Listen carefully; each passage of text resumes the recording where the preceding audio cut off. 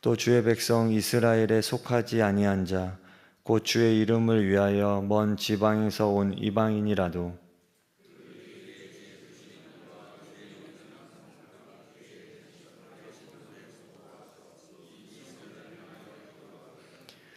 주는 계신 곳 하늘에서 들으시고 이방인이 주께 부르짖는 대로 이루사 땅의 만민이 주의 이름을 알고 주의 백성 이스라엘처럼 경외하게 하시오며 또 내가 건축한 이 성전을 주의 이름으로 일컫는 줄을 알게 하옵소서.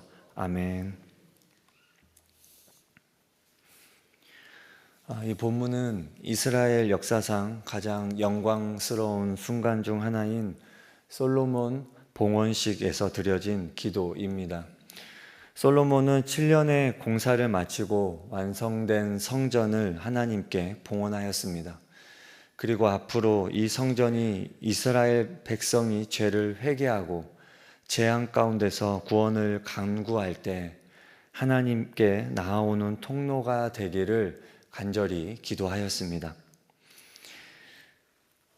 그의 기도는 백성들이 죄로 인해 재앙을 만났을 때 성전을 향해 기도하면 하나님께서 응답하시리라는 확신을 담고 있습니다. 33절과 34절 말씀 보면 솔로몬은 먼저 이스라엘 백성이 주께 범죄하였으므로 적군 앞에 패배하여 포로로 잡혀가는 상황을 이야기합니다. 이는 하나님과의 언약을 깨트린 결과로 오는 치명적인 재앙이었습니다.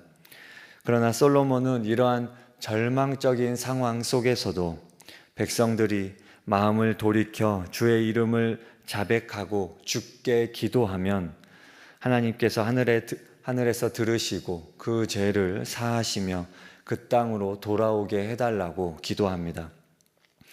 이어지는 35절, 36절에서는 가뭄을 이야기합니다.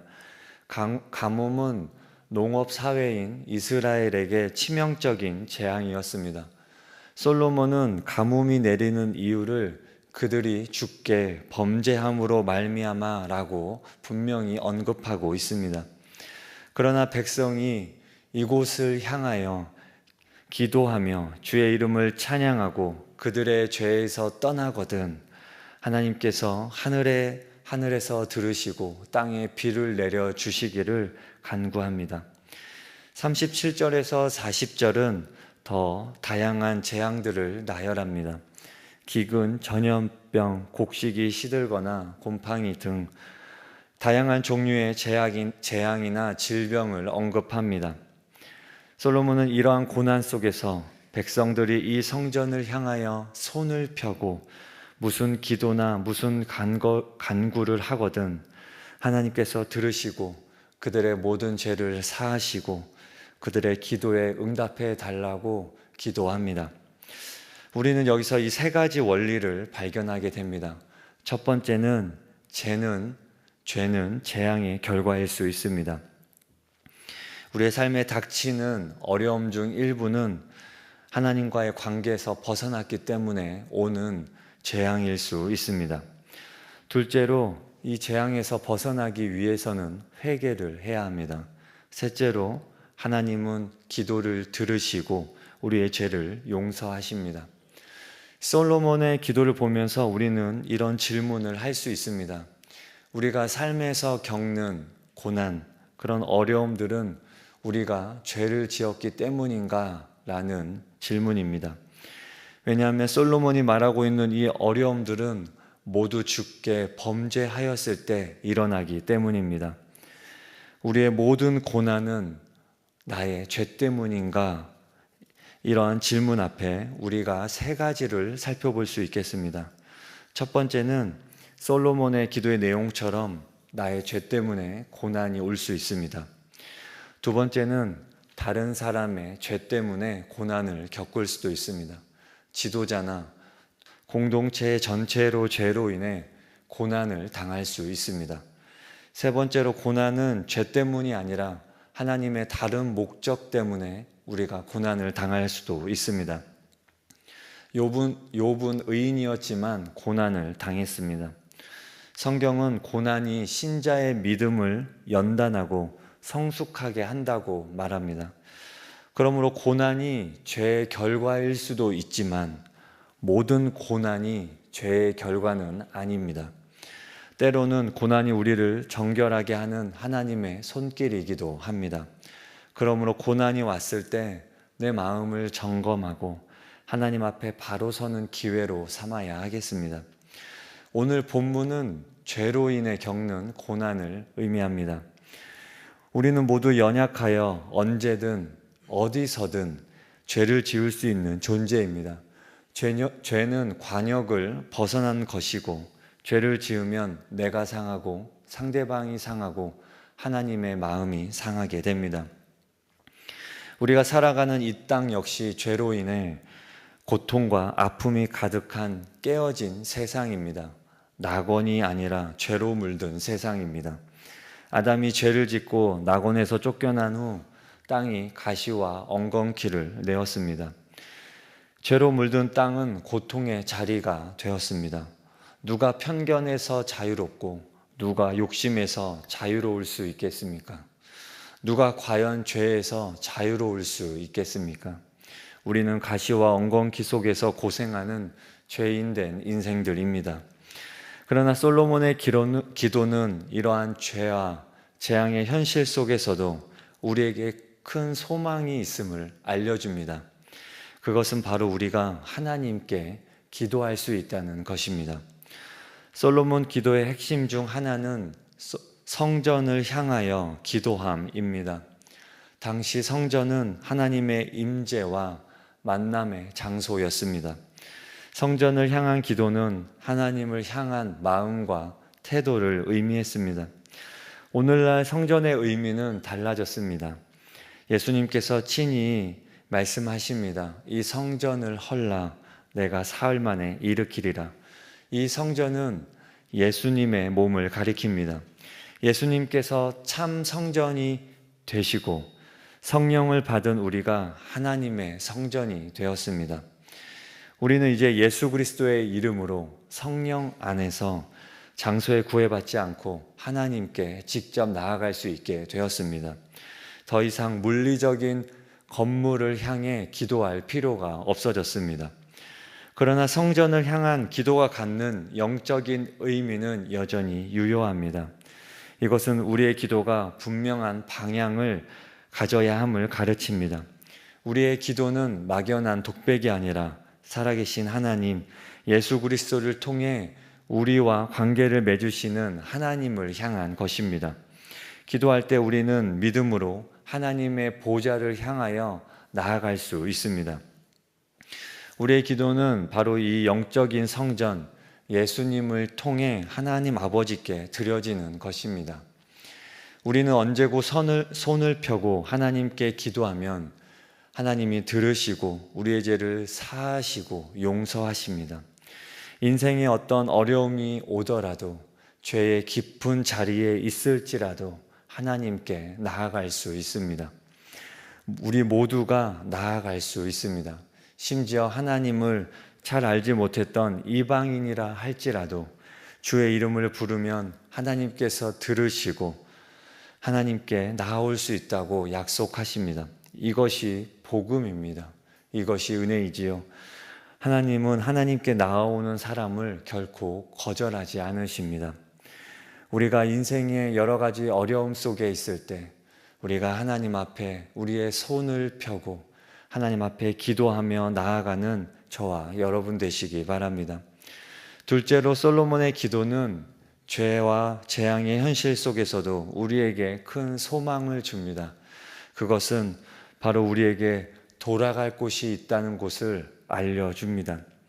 죄 지은 사람을 누가 좋아하고 누가 사랑하기 쉽겠습니까?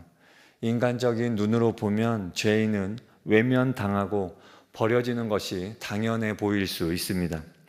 하지만 하나님은 다릅니다. 하나님은 우리가 죄에서 돌이키면 언제든 기다리고 받아주시는 분이십니다. 돌아가면 맞아주시겠다는 확신, 이것이 바로 솔로몬 기도의 전제이며 우리 믿음의 근간이 됩니다. 우리 스스로는 결코 죄의 자리에서 벗어나 하나님께로 돌아갈 수가 없습니다. 그래서 하나님은 예수님을 보내셔서 십자가의 대속의 은혜로 죄에서 우리를 구원해 내신 것입니다. 우리가 용서받고 사함받은 것은 우리의 죄가 결코 가볍기 때문이 아닙니다. 오직 하나님이 우리를 사랑하시고 우리를 귀하게 대접하시기로 작정하셨기 때문에 가능한 은혜입니다. 우리에게는 죄에도 불구하고 언제나 받아주시는 하나님 아버지가 계십니다. 마치 아이가 자기가 잘못해놓고 엄마를 부르는 것처럼 자기가 사고를 쳐놓고는 아빠를 목 놓아 부르면 부모가 달려와서 안아주고 달래주는 것처럼 죄는 우리가 짓지만 용서는 하나님이 하시는 것입니다. 이 변치 않는 사랑과 용서의 확신이 바로 우리를 죄에서 돌아서게 하는 아주 강력한 힘이 됩니다. 우리는 돌아갈 집이 없는 고와 같은 그런 죄인이 아니라 돌아갈 집이 있는 자녀인 것입니다. 부모가 자식을 외면하지 않고 기다리는 것처럼 하나님 아버지께서는 우리가 돌아오기를 간절히 기다리십니다. 우리에게 돌아갈 곳이 있다는 것, 우리를 기다려주는 분이 있다는 것, 이것이 참으로 은혜입니다. 노란 손수건 이야기는 많은 이들에게 감동을 주는 고전입니다. 죄와 실패로 인해 사랑하는 사람 곁을 떠나야 했던 한 사람이 있었습니다. 플로리다행 버스 안은 여행객들의 들뜬 분위기로 가득했습니다. 하지만 그 안에 홀로 근심에 잠긴 남자가 있었습니다. 그는 4년 전에 뉴욕 형무소에 들어갔고 아내에게 자신을 잊고 다른 사람과 살아도 괜찮다는 편지를 보냈습니다. 그리고 소식이 끊겼습니다. 이제 석방이 되어서 집으로 돌아가는 길이지만 아내의 마음을 알 수가 없습니다. 그는 가석방 통보를 받은 후 아내에게 편지를 썼습니다. 만약 아직도 자신을 용서하고 자신을 받아들일 마음이 있다면 마을 언덕에 큰 참나무 가지에 노란 손수건을 하나 걸어달라고 그렇게 편지를 썼습니다. 만약 노란 손수건이 없다면 자신은 그대로 지나쳐서 다시는 돌아오지 않겠다고 했습니다. 남자의 이야기는 버스 승객들에게 전해졌고 마을이 가까울수록 버스 안에는 긴장감이 감돌았습니다. 모두가 숨죽이며 창밖에 참나무가 나타나기를 기다리고 있었습니다. 마침내 언덕 위에 참나무가 시야에 들어왔을 때 버스 안의 승객들은 모두 환호를 터뜨렸습니다. 그 참나무에는 단 하나의 노란 손수건이 걸려있는 것이 아니라 가지마다 수백 개의 노란 손수건이 물결치듯 매달려 있었기 때문입니다. 이것은 아내의 변함없는 사랑과 용서, 그리고 이 남편을 얼마나 기다렸는지를 보여주는 감동적인 광경이었습니다. 이 이야기는 인간적인 차원에서 돌아갈 곳이 있다는 것, 그리고 죄와 실패로 얼룩진 인생임에도 불구하고 받아주는 이가 있다는 것이 얼마나 큰 희망과 감동을 주는지를 우리에게 보여줍니다. 단 하나의 노란 손수건이 아니라 수백 개의 손수건은 변치 않는 사랑과 용서, 그리고 얼마나 간절히 기다렸는지를 보여줍니다. 이것은 우리를 기다리시는 하나님 아버지의 그 사랑을 어렴풋이나마 느끼게 하는 내용입니다. 신영복 교수님이 쓴 감옥으로부터의 사색이라는 책이 있습니다. 이 책에 나오는 이야기는 돌아갈 곳과 받아주는 이의 부재가 인간에게 얼마나 치명적이고 그리고 죄의 악순환을 끊기 어려운지를 우리에게 보여줍니다. 이 책의 내용은 옥중에서 가족들에게 보낸 그런 엽서들을 엮어서 그렇게 책으로 만든 것입니다.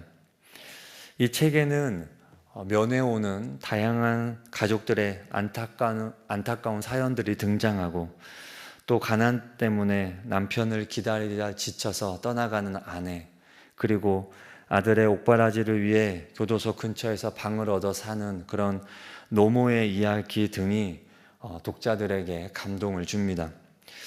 이 책에 교도소 생활 중 어려움 중에 하나로 영치금의 이야기가 나옵니다. 7, 80년대 지급품이 부족해서 휴지 치약 같은 생필품조차도 자신의 영치금으로 사서 써야 했습니다.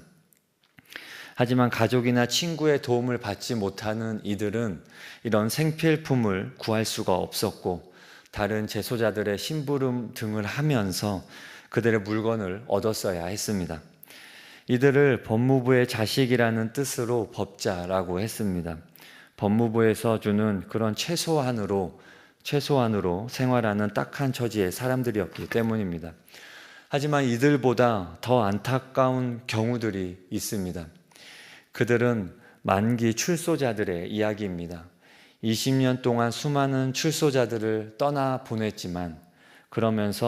떠나보냈습니다. 그러면 남아있는 재소자들은 그 출소자들이 다시 죄수감할지 그런 여부를 예측하였습니다. 저 사람은 1년 안에 다시 들어온다. 앞으로 2번은 더 들어올 것이다. 이런 식으로 예측하는 것이었습니다. 특히 오랫동안 교도소 생활을 한 노인들의 예측은 참으로 놀랍도록 정확했습니다. 반면 저자는 매번 그런 예측이 빗나갔습니다. 그는 징역살이를 통해 누구보다 가까이에서 재소자들의 됨됨이를 보았습니다. 그들은 예의 바르고 성실했던 사람들은 반드시 새 삶을 살 것이라고 믿었습니다. 하지만 그들은 노인들의 예측대로 얼마 지나지 않아서 다시 감옥으로 돌아왔습니다. 저자는 오랜 시간이 지나고서야 노인들의 예측이 맞았던 이유를 깨달았습니다. 자신은 그 사람의 됨됨이만을 보았지만 노인들은 그 사람의 처지, 그들이 출소 후에 마주하게 될 냉혹한 현실과 어려운 환경까지 보았던 것입니다. 집도 없고 받아줄 이도 없고 전과 기록만 가득한 이들이 사회에서 자리를 잡기란 참으로 어려운 일이었습니다. 이 이야기는 인간적인 차원에서 돌아갈 곳과 받아주는 그런 기본적인 사회적, 관계적 토대가 없으면 아무리 개인이 마음을 다잡으려고 해도 죄의 길로 다시 빠지기 쉽다는 그런 현실을 보여줍니다. 죄를 지은 사람이 다시 감옥에 돌아오지 않기 위해서는 단순히 개인의 의지뿐만 아니라 그를 용서하고 기다려주는 가족, 그리고 돌아가 기댈 수 있는 집과 같은 기본적인 전제 조건이 얼마나 절실하게 필요한지를 보여줍니다.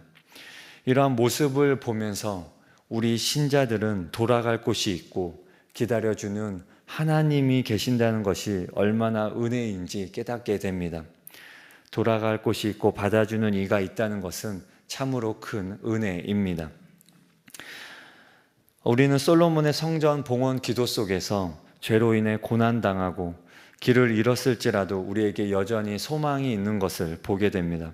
바로 우리가 돌아갈 곳, 우리를 변함없이 기다려주는 하나님 아버지의 품이 있다는 것입니다. 우리가 죄를 지었을지라도 우리를 용서해주는 아버지가 있다는 것은 참으로 우리에게 큰 은혜입니다. 우리의 행위나 자격 때문이 아니라 오직 우리를 사랑하시기로 작정하신 하나님의 은혜 때문에 용서받고 회복될 수 있습니다. 이 변치 않는 하나님의 사랑과 용서의 확신이야말로 우리가 죄의 유혹과 자리에서 벗어나 새 삶을 향해 나아갈 수 있는 강력한 힘이 됩니다. 하나님의 용서는 죄를 마음껏 지으라는 방종의 유도가 아니라 죄에서 벗어나 하나님의 거룩한 자녀로 살아가게 하는 놀라운 능력이 됩니다. 이 회복의 은혜를 깊이 경험하며 오늘 하루도 하나님의 은혜 가운데 살아가는 저와 여러분 되시기 바랍니다. 우리 함께 주기도문 하겠습니다. 하늘에 계신 우리 아버지, 아버지의 이름을 거룩하게 하시며 아버지의 나라가 오게 하시며 아버지의 뜻이 하늘에서와 같이 땅에서도 이루어지게 하소서. 오늘 우리에게 일용할 양식을 주시고 우리가 우리에게 잘못한